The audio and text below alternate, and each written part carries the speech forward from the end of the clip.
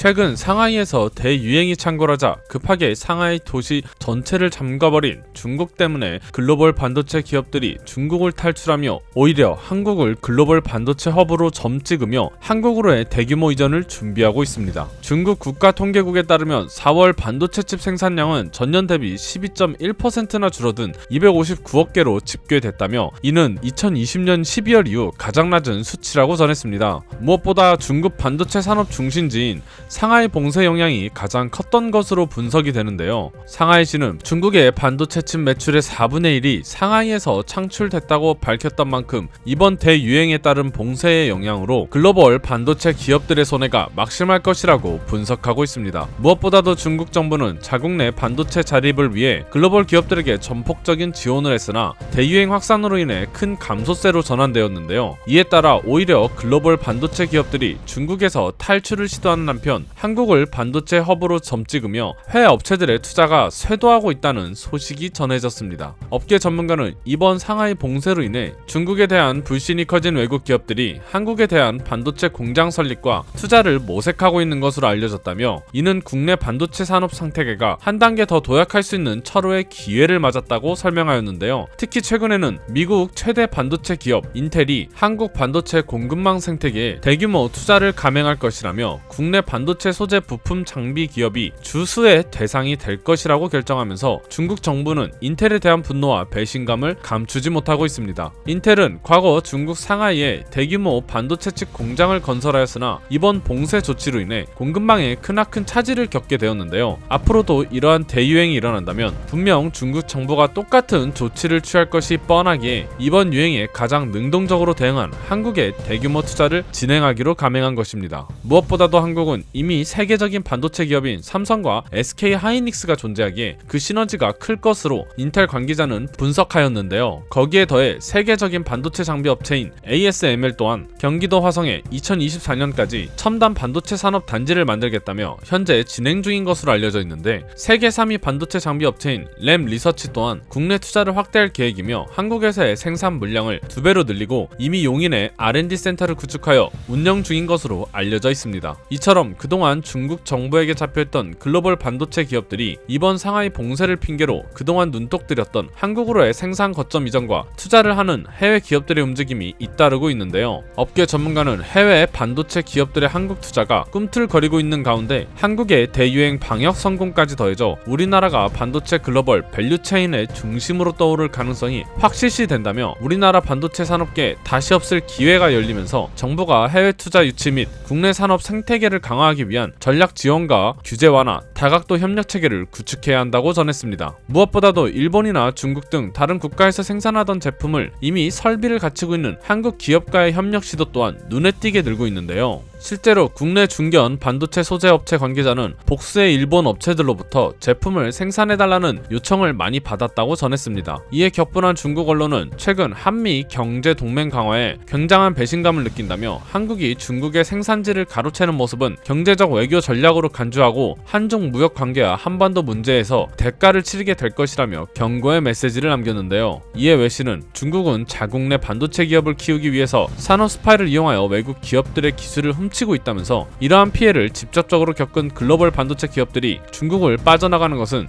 생산지를 가로채는 것이 아닌 자연스러운 현상이라며 이와 같은 현상이 계속된다면 결국 중국 내 반도체 산업은 멸망할 것이라며 경고하였습니다. 세계 주요 반도체 장비 업체들의 한국 거점 확대는 유례없는 글로벌 장비 투자 경쟁 속에 삼성전자, SK 하이닉스 등 한국 반도체 기업들이 한 발 앞서 나갈 중요한 기회가 될 수 있는데요. 특히나 최근 대유행 사태 이후 반도체 수요가 급증하면서 전 세계적으로 반도체가 품귀 현상이 벌어지게 되며 반도체를 수급하기 위한 기업들의 악전고투가 벌어지고 있습니다. 얼마나 심각하면 ASML CEO는 실적 간담회에서 일부 기업들이 반도체를 구하기 위해 세탁기를 사서 내장된 부품을 뜯어내는 일까지 벌이고 있다고 전했습니다. 결국 그동안 반도체가 미래 산업의 핵심이 될 것이라며 지속적으로 큰 투자를 하였던 한국이 중국의 대유행으로 가장 큰 이득과 수혜를 보게 된 것인데요. 업계 전문가는 해외 반도체 장비 회사들이 한국에 몰려오면서 수입에 의존하던 반도체 장비 자립화와 고급 인재 양성에도 힘을 쏟을 예정이라며, 특히 최근에는 반도체 업체들이 국내에서 대규모 인력 채용을 하면서 인력난이 가중화되었지만 이들 기업이 고용한 인재들은 최고 수준의 반도체 인력으로 성장하는 효과가 있다고 언급했습니다. 글로벌 반도체 장비 회사가 국내에서 연구와 생산을 늘리며 한국의 반도체 관련 고급 인재들 또한 더욱더 늘어나게 될 전망인 것이죠. 물론 이러한 사항을 중국이 가만둘 리 없었는데요. 중국은 국영 언론을 통해 한국을 포함한 외국 반도체 기업들이 투자를 철회할 경우 보복이 있을 것임을 전하면서 분노를 표출하였지만, 중국은 당장 반도체 독립을 이루기 현실적으로 어려운 상태이기 때문에 한국 눈치를 볼 수밖에 없는 상황입니다. 실제로 반도체 수출액을 보면 지난달 3월 ICT 수출이 역대 최고치를 뚫으면서 중국 수출액이 86억